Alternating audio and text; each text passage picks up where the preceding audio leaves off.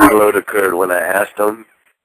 As I was asking about the kid, it's like, bam, like on another interview I said, it's literally being hit in the face with a pie of knowledge. Bam. Okay, I understand that now. You know what I mean? So that's when the whole pure thing, when they put everything in your head, you don't have to ask questions anymore. So I didn't need to ask any more questions on that topic. How about maybe one more? I know the pure human thing actually comes in a little more in depth, maybe in a further show. But just to hit on that pure human thing, my first thought when you say pure human is perfect. But then I started boiling down my thoughts, and I say he didn't say perfect human. He said pure human. So I'm wondering if you can give us the idea of the difference there, or can you tell me, is pure human what I would perceive it as, a human being that just simply hasn't been exposed to the orneriness or wickedness that we're exposed to here on Earth in dealing with our fellow man? What do you think about that pure human? To me, it's the equivalent of a first-generation breed of humans. Kind of like if they needed to start the project over, would you say that that kind of was a sense?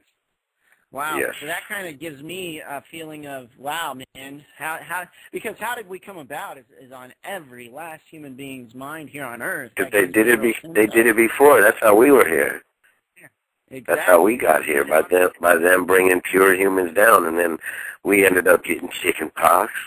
We ended up doing other things and getting sick. We started doing other things. You know, it's just the planet we live on. You know, they have to keep us coming back. Okay.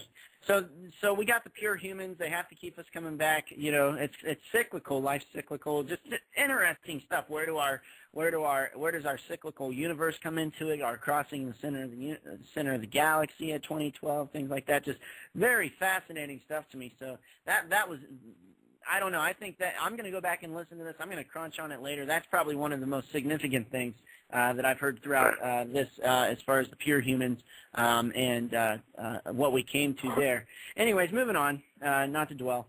Now you guys moved on to a next room, which is where you were showing a cow suspended in midair. Did the aliens explain how they suspended the cow in midair in this room, or was there ropes? I kind of assumed that there were no ropes or anything, just floating. Right, nothing. And again, I think they started trying more focusing on me not panicking, because I started thinking they were going to kill me. I thought this was the end of it. The whole being nice to me stuff was over.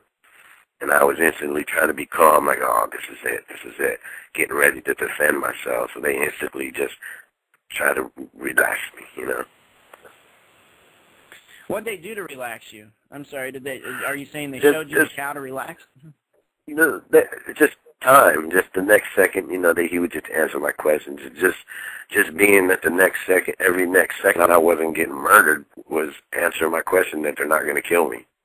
So it's kind of weird. It's like, okay, I was just saying, okay, well, right. They didn't do anything to scare me. Cool. And they just kept going on, like, they just kept doing what he was doing, just answering my questions the whole time. So I calmed down a little bit again. Okay. So one other thing I wanted, not to go off topic here with the cow, but you were just looking through doorways at the kids and the cow. Were there actual doors to the room like we would have here on Earth where I open a door and open it up? Was this a manifesting hole that would open up on command? What was that like? It was just like, God, how can I explain it? And of course it's all dark. It's like no lights. And it's just like, it's like you're going to walk right into a wall, but you don't. You know, you can actually start to see through it, and then you can walk right in there. Nothing, no door, no sliding thing like Star Trek or nothing like that. It's just you just can see through it. Well, when you're working outside of the fundamental five, there's not much need for lights, is what I would think. You know, for themselves, it's kind of like a cat. Doesn't need a lot of light. It that's going to be a great. That's going to be a great show for you when we do one about just the stuff they don't have and we do have. They have no need for color. You know what I mean? They don't have no need for extra things. It's just so funny to me. You're hitting into another show for sure, but, you know, one thing that really popped out at me big time when watching your YouTube. There was quite a few of these moments, actually, and listening to your story and what you had to say and everything about it. But visual litter, that was a really interesting term to me, and I started looking around, and I was like, goodness, we do need direction for everything. We need souls at the buy. Interesting concepts, man, that was laid upon you. You know, that's why I'm here, to help expose that and also to help bring out some details, man, because when you're whacked with a mental download, I can only imagine having to you know, you sit in front of a PC and you go to search in Google and you're like, man, I've got all this information in the world that I would ever want to know. But have you ever found yourself not knowing what to put in that darn bar? Not that I have a specific destination, but when I'm bored, when I'm just like, what do I want to know? Right. You know, why are we putting in Einstein quotes or you know, just knowledge stuff? We always go blank when it comes down to it. We always stroll on something on accident. Yep, you said Einstein. That was just another out of another show. We're giving a few spoilers here, and I'm fine with that. I'd like to keep these guys interested. But we're almost done with the story.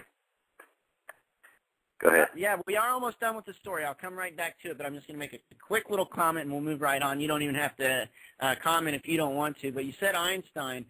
You also brought up in your YouTubes about the simplicity that they spoke about, and that these processes and the things going on around us are actually simple in nature. That's what I just wanted to bring to you, that's what most of our greatest minds preached. Einstein, Jefferson, who else? Tesla, you know, you name it. These guys that were breakthrough, most genius minds of their times, and even to date, fully preach simplicity, which is kind of backwards than what you would think, because you think, oh, this stuff's so complex, I can't get it. Anyways, to move on, Ricky. Did you have a comment on that, or what?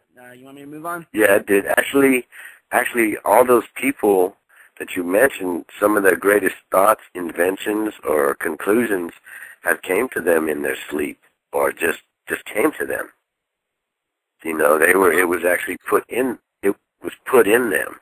It's just something that was meant to be told, and, you know, they just somehow got the message, and now, you know, it's just hard to explain. A lot of inventions are the same way. They just come to people. Absolutely. Like me. Well, and they also pushed themselves. They lived it a bit different, you know.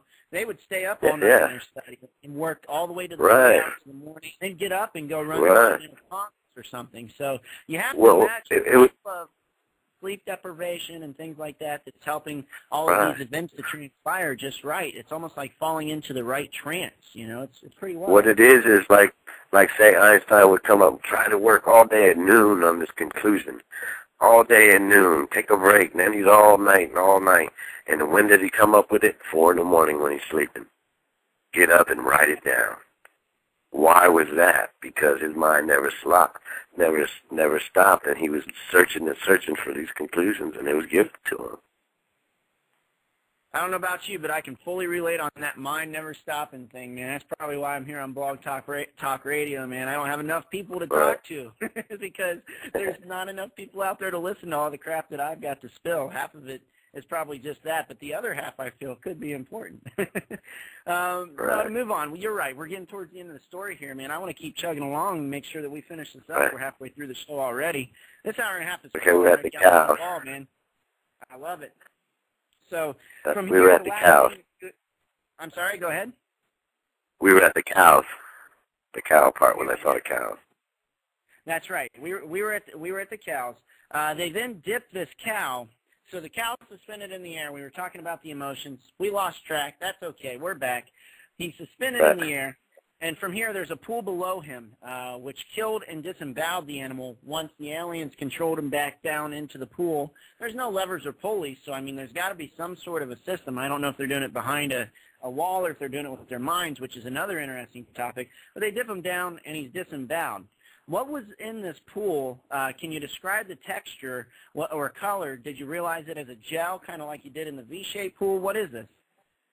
I thought it was some kind of black, thick stuff. It was like they were like 20 yards away from me.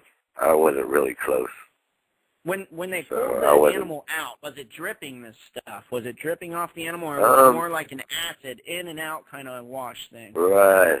It was more like bead off them, I would think, because it wasn't dripping or anything. And it was a white and black cow.